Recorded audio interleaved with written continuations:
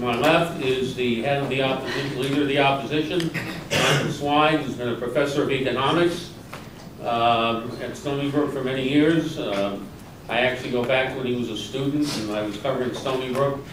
I think it was 1968, which is frightening to realize. I was on the faculty, was I? He was already, wasn't trouble, a faculty member. He has 8 minutes.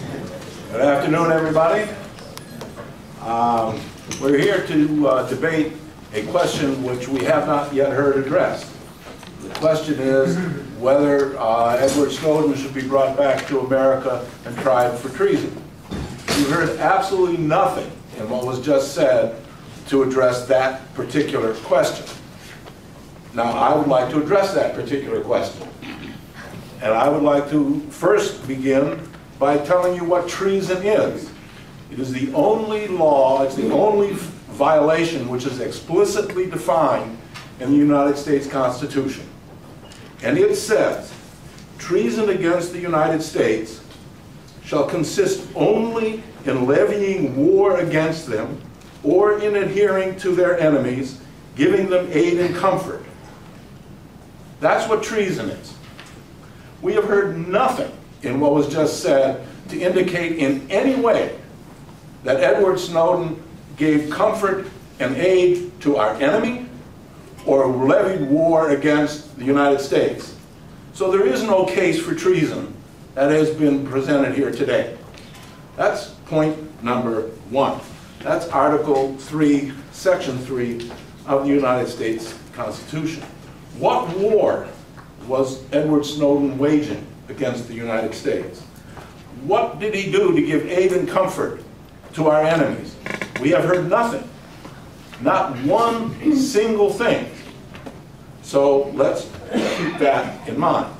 We have heard no evidence, neither from our distinguished Prime Minister, nor from anybody in the United States in authority that has indicated a single thing that Edward Snowden has provided to anyone that has constituted waging war or giving aid and comfort to the enemy. So I would say, on the proposition in front of us, that the clear vote is negative. Now, we see that, Al-Qaeda has some information from us. You don't think that Al-Qaeda knew that we were tapping their phones? Why did Osama bin Laden tell his people never to use phones? Why did the United States go and find and locate and kill Osama bin Laden without the slightest piece of evidence retrieved from any of these search procedures that Edward Snowden has brought to our attention? So, and on the question, well, we'll get back to aid and comfort of the enemy, but let's move on here. So let's look at what Edward Snowden actually did do. What he did was he took some documents, quite a few documents, millions of documents, and he gave those documents not to Al-Qaeda, not to the Soviet Union or Russia, not to China. He gave it to 2 journalists, Glenn Greenwald from the Guardian and Laura Poitras, and they also communicated that to the Washington Post in the United States. That was not giving anything to any enemy of the United States. That was not giving aid and comfort to any enemy of the United States. That was providing information to journalists. Now, my colleague here will go more deeply into the process of journalistic ethics and what's going on, but I would just like to point out that the Washington Post and the Guardian never published anything without checking it first with the US and the British government. They did not broadcast everything that was given to them. They did not unilaterally decide what they were going to do with this information. Everything that they published was vetted through the United States government and the British government. Sometimes the US government disagreed and didn't want it published, but it was published. Sometimes the government said, don't publish it, and it wasn't published. So the idea that this was some irresponsible broadcast is absolutely untrue. Now, Snowden looked at this information as he was seeing the illegality of it, and we've heard a reference to James Clapper's testimony to Congress, which was an out-and-out lie. that the U.S. was not engaged in this activity. Snowden knew the truth. Before Clapper made that testimony, Snowden had 10 times offered through the official channels of the NSA his concerns about what was happening. And it was rejected at every turn. He was, when he saw that, and when he saw that the Director of National Intelligence was openly lying to Congress, he said, I have to do something because the US government is violating the Constitution, it's violating the law, it's endangering democracy, and I cannot stand by. As it says at the MTA and the New York City subway system, as all of you probably know, if you see something, say something. And that's what he did.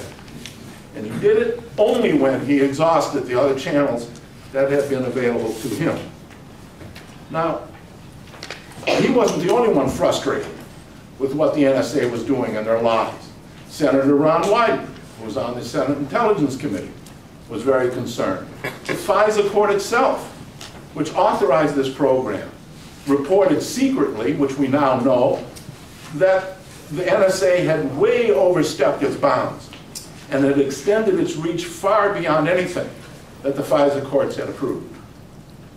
So this was information that Edward Snowden had, that the government was lying about in public, was clamping down in private, and that every person sitting in this room should know. Not only should every person here know, but President Obama himself said, after it became public, that this was a good debate for the American people to have.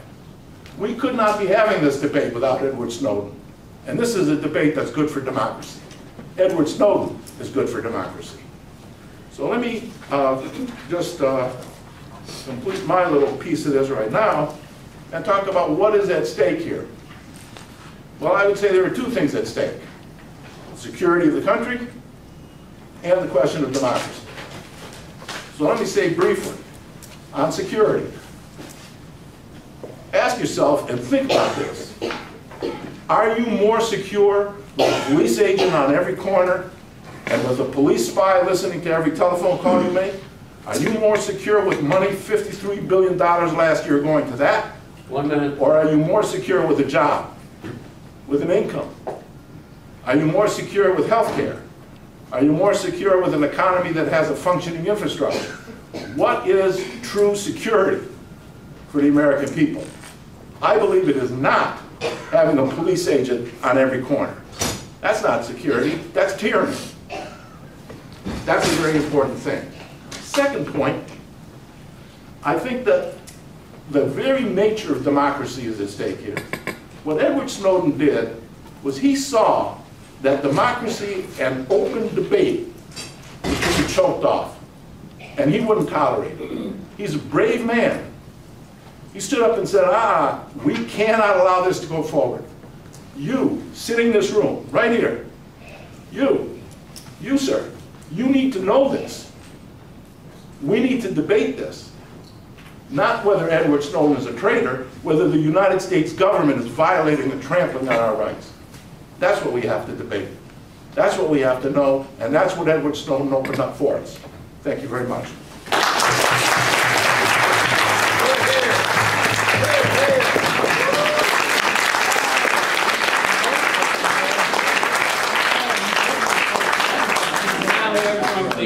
Leader of the opposition, he has a rebuttal for 4 minutes.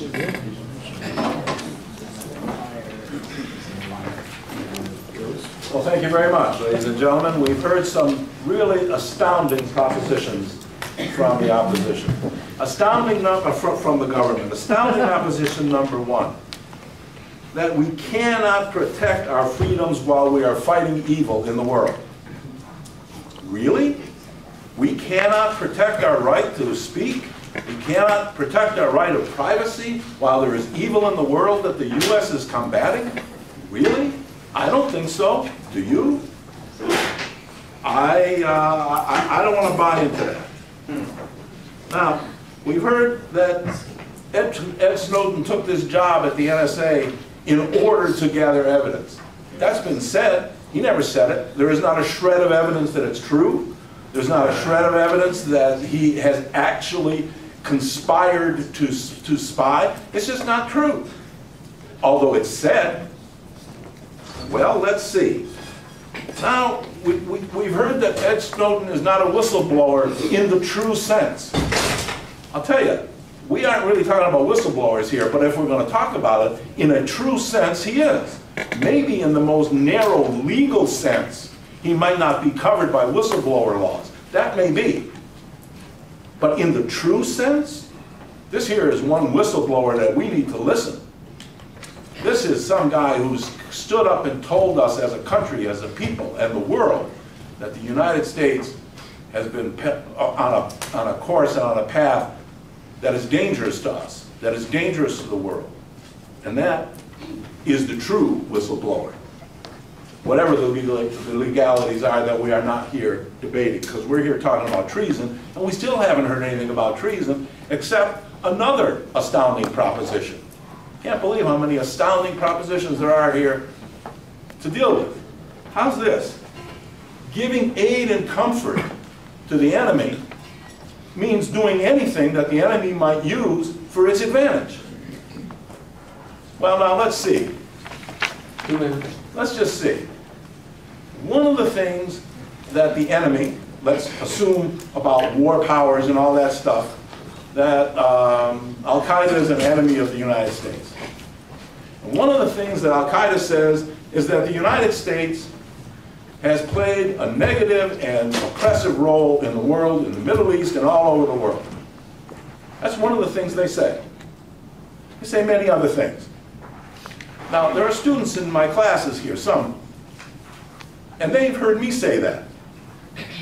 They've heard me say in class, talking about the history of the United States and its role in the world as a capitalist, truly capitalist empire, global capitalist empire, that the United States undertakes policies and programs which result in what the CIA has called blowback, that it creates enemies around the world. 1 minute.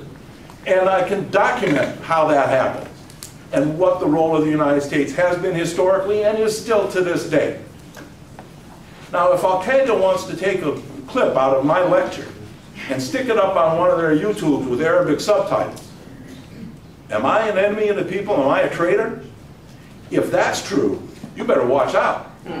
If that's true, if that's all it takes to be a traitor in America, we got some heavy lifting to do to secure this as a democratic society. And we just heard that proposition from that side of the table, didn't we? We just heard that proposition. Anything that's done to give aid and comfort to the enemy is treason. Well, I'm sorry, that cannot be true. We must never allow that to be true, especially when it comes in the context of a claim that says, from the same side, you cannot protect your liberties while there's evil in the world. What kind of evil is that? Thank you very much.